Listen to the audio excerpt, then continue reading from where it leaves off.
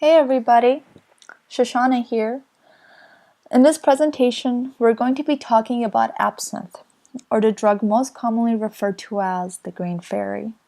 Let's get started, shall we? The first official recipe for absinthe was published in Switzerland in 1792 by the French physician in exile, Dr. Pierre Ordinaire. Only a few years later, the Swiss Major Dubai and his son-in-law Henry Louis Pernod opened the first large distilleries, and the production of absinthe turned into a flourishing business. In the 19th century, the consumption of absinthe virtually turned into a cult in Paris. On July 5, 1908, absinthe was banned in Switzerland after a man murdered his family while he was under its influence. Bans in other European countries followed. As a consequence, absinthe was used only occasionally, as a preventive measure against malaria in French soldiers during the Algerian War, for example.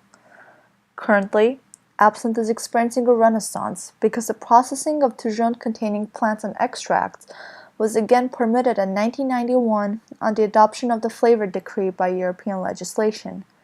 Since then, the purchase of absinthe has become legal.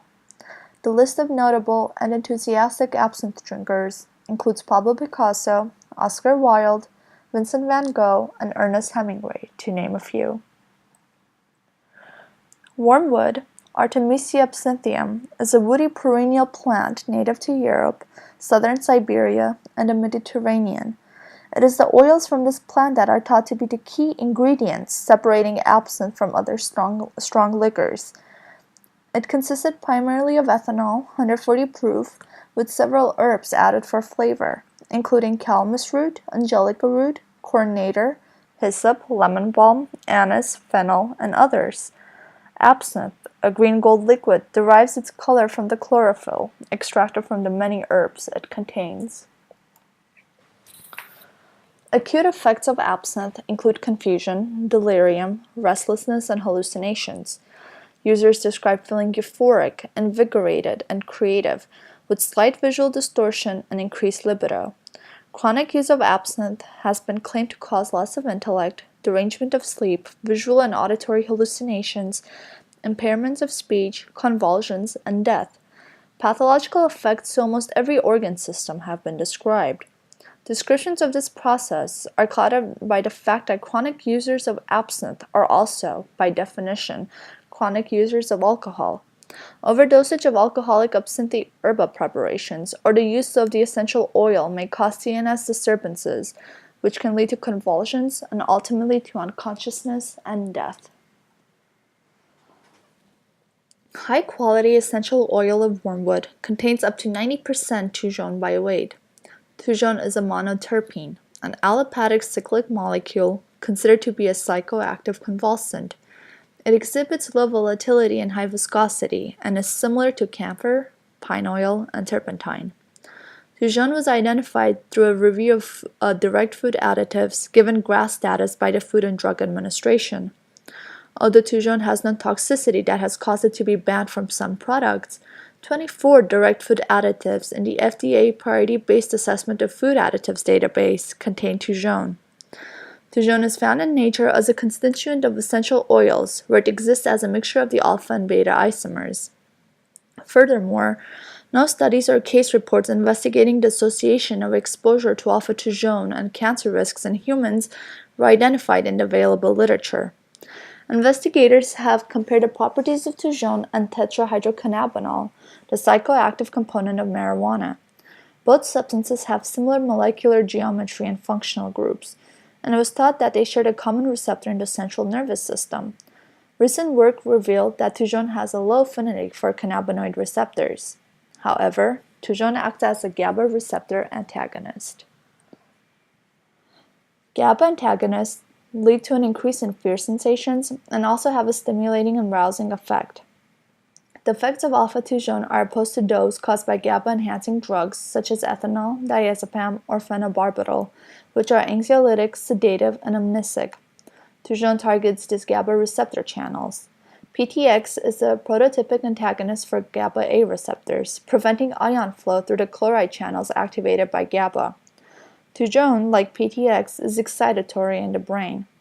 Such an agent may produce mood elevation and antidepressant, anxiety-generating, and alerting effects, as opposed to the anxiolytic, sedative, and amnestic effects of GABA-enhancing drugs. In an experiment conducted by Hold et al., it was established that alpha-2-zone acts as the non-competitive blocker site of the GABA receptor and is rapidly detoxified, thereby providing a reasonable explanation for some of the actions of absinthe other than those caused by ethanol. The lethal dose of alpha-2-zone in mice is about 45 mg per kilogram. Administration of diazepam and phenobarbital 15 minutes before alpha-2-zone at 100 mg per kilogram resulted in all of the mice surviving this lethal dose. Hence, excess GABA activity counteracted this excess alpha-2-zone in the system. The study establishes that alpha-2-zone modulates a GABA-A receptor based on 4 observations. Comparison with PTX, the classical GABA-A receptor antagonist, revealed similar poisoning signs, and in both cases, alleviation of the toxicity by diazepam, phenobarbital, and ethanol. Drosophila with a single point mutation in the RDL GABA receptor subunit of alanine 3022 serine is resilient to alpha-2-zone. Alpha-2-zone is a competitive inhibitor of 3-HEBOB binding, the non-competitive blocker site of the GABA-gated chloride channel.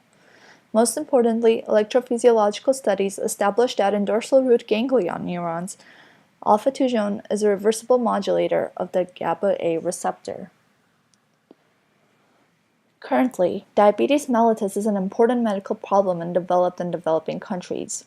In this experiment, it was found that 2-zone and salvia officinalis corrected the lipid profile, cholesterol, and triglycerides in diabetic rats. Oral treatment with 2-zone, 5 mg per kilogram body weight dose, significantly adjusted cholesterol and triglyceride levels in diabetic rats to normal levels compared to diabetic untreated rats. Interestingly, however, 2-zone did not significantly alter cholesterol levels in normal rats. The aim of this study was to determine whether the impacts of absinthe on attention, performance, and mood were different from those experienced with beverages that contain only alcohol. A total of 25 healthy subjects participated in the study. An attention performance test and 2 questionnaires testing different mood dimensions were used. 3 drinks with an identical amount of alcohol but with different amounts of 2-zone were offered. The results of the present study showed that the simultaneous administration of alcohol containing a high concentration of 2-zone had negative effects on attention performance. Under this condition, the subjects tended to direct their attention to signals in the central field of attention and to neglect peripheral signals. The number of correct reactions decreased significantly in the peripheral field of attention, and reaction time and number of false alarm reactions increased significantly. When the subjects were under the influence of alcohol or were administered both alcohol and low 2-zone concentration, these effects were not observed. The assessment of mood state dimensions showed that the anxiolytic effects of alcohol was temporarily counteracted by the high 2-zone concentration. As they are apparently opposed to the effect of alcohol, the reactions observed here can be explained by the antagonistic effects of 2-zone on the GABA receptor. Well, thank you everyone for your attention. I will now take any questions you may have.